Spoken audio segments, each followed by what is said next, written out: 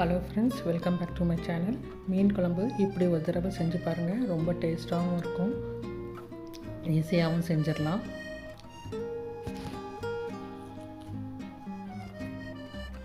இதுக்கு நான் வஞ்சரம் ஃபிஷ் எடுத்திருக்கேன். இதை நீங்கள் புளியில் கொஞ்சம் நேரம் ஊற வச்சுருங்க. அதுக்கு வரமிளகாத்தூளும் உப்பு மஞ்சப்பொடி இதை மட்டும் சேர்த்து புளியில் கொஞ்சம் நேரம் ஊற வச்சுருங்க. அப்போ தான் அது அந்த ஃபிஷ்ஷில் நல்லா இறங்கும். இந்த புளியும் மிளகாயும் ஃபிஷ்ஷில் நல்லா இறங்கும்.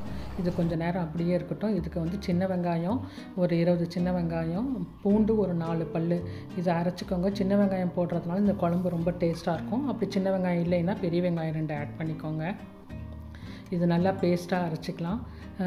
நீங்கள் சட்டியில் வைக்கும் போது நல்லா டேஸ்ட்டாகவும் இருக்கும். இதுக்கு நல்லெண்ணெய் 2 டேபிள் ஸ்பூன் ஆட் பண்ணிக்கோங்க. ஜீரகம் 1 டீஸ்பூனு, வெந்தயம் 1 டீஸ்பூனு, கருவேப்பிலை கொஞ்சம், இதை நல்லா ஆட் பண்ணி நல்லா ஃப்ரை பண்ணி விடுங்க. இந்த அரைச்சி வச்சுருக்கிற வெங்காயமும் பூண்டையும் இதில் சேருங்க. இதை நல்லா ஃப்ரை பண்ணுங்கள் கொஞ்சம் நேரம். இதுக்கு 2 தக்காளி, பெரிய தக்காளியாக இல்லைன்னா பெரிய தக்காளியாக 2 எடுத்து நல்லா பேஸ்ட்டாக அரைச்சிக்கோங்க. அதையும் இதில் ஆட் பண்ணிக்கோங்க.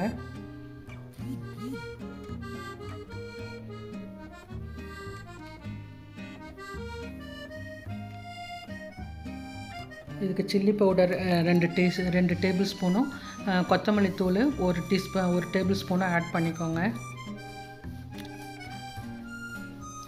மஞ்சத்தூள் கொஞ்சம், அதுக்கு தேவையான உப்பையும் ஆட் பண்ணிக்கோங்க. இது எல்லாத்தையும் நல்லா மிக்ஸ் பண்ணி விடுங்க. கொஞ்சம் நேரம் மூடி வச்சு குக் பண்ணுங்கள். இந்த சிம்லேயே கொஞ்சம் நேரம் இருக்கும் போது எண்ணெய் நல்லா பிரிஞ்சு வரும்.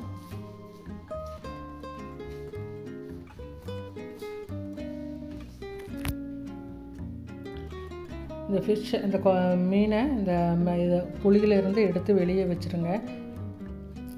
இந்த புளி கரைசலையும் மிளகாய் இதையும் இதில் ஊற்றிடுங்க.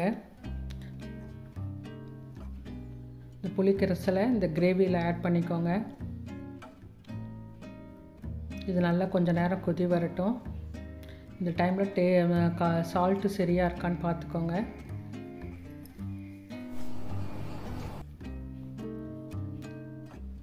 எண்ணெய் நல்லா பிரிஞ்சு வந்துடுச்சு.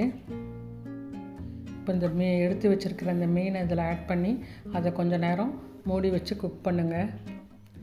ஒரு 2 to 3 மினிட்ஸ் குக் பண்ணுங்கள் போதும். ரொம்ப நேரம் மீனை போட்டுட்டு வேக விட வேண்டாம். மீன் சீக்கிரம் வெந்துடும்.